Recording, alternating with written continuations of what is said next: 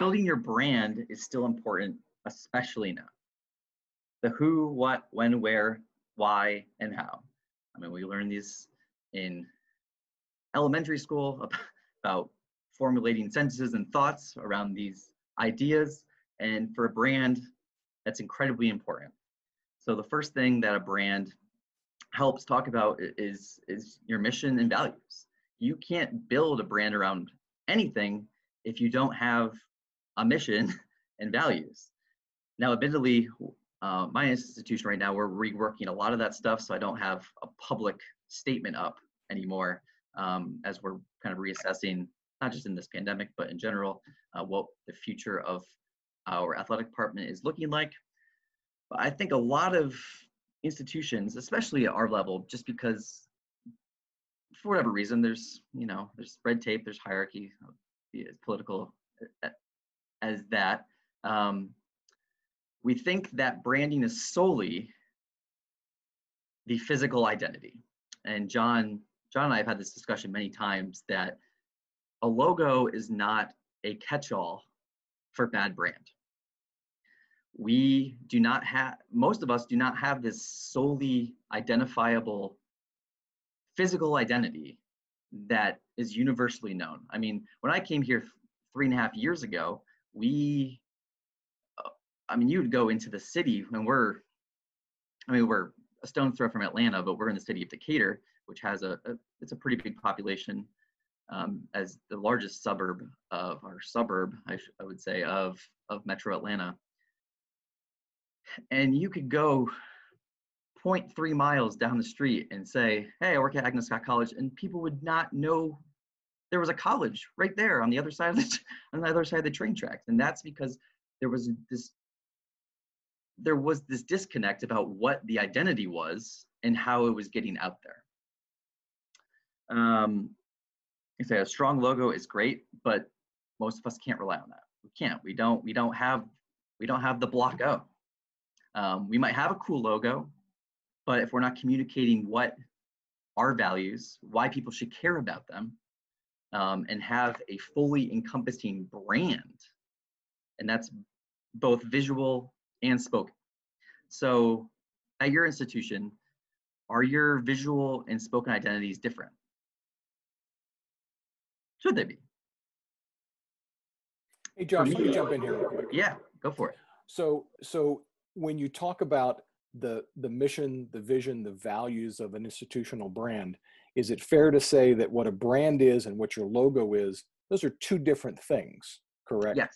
Your logo is not your brand. Correct. So it's a sliver of it. It's not, they're not synonymous. And I think that's where the confusion comes in, right?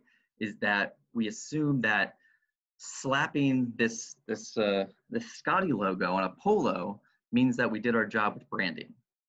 Well, that doesn't tell a story of what Agnes Scott is. Why should anyone care about my Scotty head? I mean, does it look cool? Thanks, John. Yeah, it does. But you have to be able to communicate what the logo stands for. And that is backed up with your online presence. It's backed up with your tone in stories, both in terms of event coverage and feature writing. It is, when someone steps onto your site or to your social media, yeah, your logo is going to be on there a lot of the time, but if you're doing your job, the imagery, the words you're using should encompass the mission and the values that you're building your brand around. So the logo is just a vehicle that helps you get to that point. It's not the sole identifier. And that is where a lot of institutions, I do believe, fall short, is they kind of use the logo as a crutch, and they're not telling the story of who they are. I'll get into storytelling on my next slide, but we'll keep going. Don't let others decide what your identity is. I've had conversations with a lot of people recently about this very point. I think we, as small colleges, we all kind of deal with the love and hate of athletics at specifically liberal arts colleges, but I know that small state schools also deal with the same problem. It comes from a variety. I'm not pointing blame here. There comes from a variety of different departments on campus, comes from people off campus. There's sometimes this disconnect about what athletics is actually doing and how it is actually beneficial to not just the institution, but to the students that the department is serving and preparing for the future. If you don't have an identity, if you don't have identifiable mission and values and a brand, you are presenting the opportunity for others to speak what your brand is. Does that make sense, John? It does. It's always important, I think, that when you're working with a brand and you're defining those vision and those values, that you are the one who is communicating what is that story. If you let somebody else define that story for you, then you're playing catch up. That's something that you hear a lot, for instance, in political campaigns. You don't want your opponent to be able to define who you are if you're not out in front of your own messaging. And I think that very much applies to brands in general, but especially, I think, to small college athletics brands, because there is such an opportunity. And I'll go back to the idea of what is the institutional mission and values, and how athletics can be a bullhorn to help extend what that institutional brand, mission, values are for the school. So you very much want to be in control of that and being out in front of that messaging. Right. Completely. Yeah. I don't know if you don't have any experience with what Agnes Scott is. It is a women's college. And one of our big monikers is leading everywhere. That's kind of what we transitioned to as an institutional message 2 years ago when we had a new president. So women's leadership is top of that list for them. We have created some leadership programming, and it's kind of implied in our messaging that leadership is an important part of the message that we're putting out there. Win or loss, we are trying to prepare women for the next step in whatever industry they choose. That might be in the sciences, that might be in sports. It doesn't really matter. There's this implied message in what our mission and values is surrounding around leadership that backs up what the institution is trying to do in the classroom. And that's where I think we have made some headway with relationships on campus, is that, oh, this is an extension of our curriculum that we're already building out. This is not competing interests. This is an extension of the education. And if you present it that way, that's how you get a bunch of people on board. Look for opportunities to grow, change, and evolve in this pandemic. I would say those who are going to be flat-footed, doing the same thing that they've always been doing, whether that's getting caught up on record keeping or getting their bios updated, these things are all still important. Maintaining a website and social presence that is up to date is important, but it's not doing the same stuff that we've been doing. We might eventually go back to what that looks like when everyone is back on campus full swing, no worry, whatever that new normal looks like. But if you are not constantly assessing what your process is during this time, especially if we don't have fall sports, and I know a lot of you on this call have already canceled, you are doing not only yourself a disservice, but you're doing your department and your institution a disservice. For me, education is a big part of that. I've been reading a lot about just how people in marketing and communications in different industries are doing things right now, how even some are doing things at D1s. One of the biggest names out there in marketing and communications for athletics specifically is Jeremy Darlow. I picked up his new book that came out about 3 or 4 weeks ago called The Darlow Rules, which is a list of 75 rules that he's learned in his, I think, 20 plus years of marketing, both institutional and corporate athletics. You just need to be on the lookout for new ideas. You need to be looking what other people are doing. I think he has one rule, and it's really deep in the book. It's page 530, and don't get scared by the number of pages. It's a very large book, but it's one of those interactive books with worksheets and all that fun stuff. It says, don't be afraid to copy. just make it better. And what that means for me is that I might see something on Instagram that a big or small school might be doing, and I might not be able to do as good of a job of what they did, but I will be able to tailor it for my audience. And for me, that's what it better means. It doesn't necessarily mean improve, and I guess it could improve on the technical aspects of what you are copying.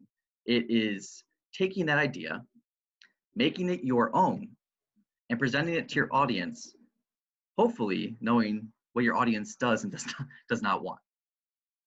So education, if you're not reading or listening to podcasts or watching a video or doing some like LinkedIn Learning or something, whatever masterclass stuff, at least once a week during this time, you got to make time for it. You got to make 1 to 2 hours at least a week. I know that's hard. I know there's a lot of demands on our time, but I promise you, it's going to pay big dividends, both professionally and personally.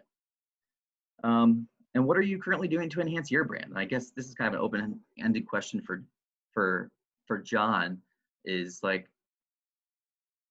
how important do you think is that question for you when you're having these conversations with people? Sure. I think that's a very well asked question, particularly at this moment, because I think there's a feeling for some people, they think, oh wait, there's a lot of uncertainty. I need to hold back and wait to see what happens before I do something. I would argue that that's probably actually right now is the time to keep moving ahead and to do things that will keep one's brand in front of your audience, whether that's small college athletics or whatever. But I know that certainly for a lot of folks that I've talked to in small college athletics, the uncertainty is the most difficult part of this. There are sponsors out there. I mean, every small college athletics program has sponsors, and they're all, mom and pop shops. We're not talking about big Fortune 500s. We're talking about the car dealership or the sandwich shop or the pizza joint, right? They suddenly have nothing to sponsor. So if you as a small college athletics program can do something, can you do it online? Can you do a Facebook live streaming? Can you do one of these Zoom calls? Can you do something that is an opportunity for people to engage? Yes. And in terms of enhancing your brand, that could be demonstrating that you are an active member of the community. You are doing something to bring people together, or at least, if nothing else, you're telling people, we're still here, we are being proactive, and we're doing something, even though you don't see our legs, pumping away underneath the waterline like a duck. Right. And smooth on top, pumping away exactly. on the bottom, right? And a lot of this, for many of us, is going to be trial and error. You might have something that you might think is a good idea and it flops, and that's okay. We move on from that. We pivoted when our summer camps got canceled this summer, and we created in-house. It wasn't like the highest production value, but we created a digital virtual camp for 7 to 12-year-olds that they could register by sport, pay a small nominal fee, and do it. And again, it wasn't the most attended thing ever. I think because we were so late in the game and having to pivot, parents had already made plans, but we viewed it as an opportunity to provide the community another chance to see us, whether they paid for it or not, as providing a service that enhances our brand. We want to be known as someone in the community that is involved, that it is taking a stand for what is right and wrong. And again, it's just out there. Win or loss, be damned. If you are not constantly thinking of new ways to get yourself out there, you're going to be caught behind. Thanks for watching. If you'd like to get more great sports branding videos from Hartwell Studio Works, hit the subscribe button on the right of your screen. I'll look forward to seeing you next time.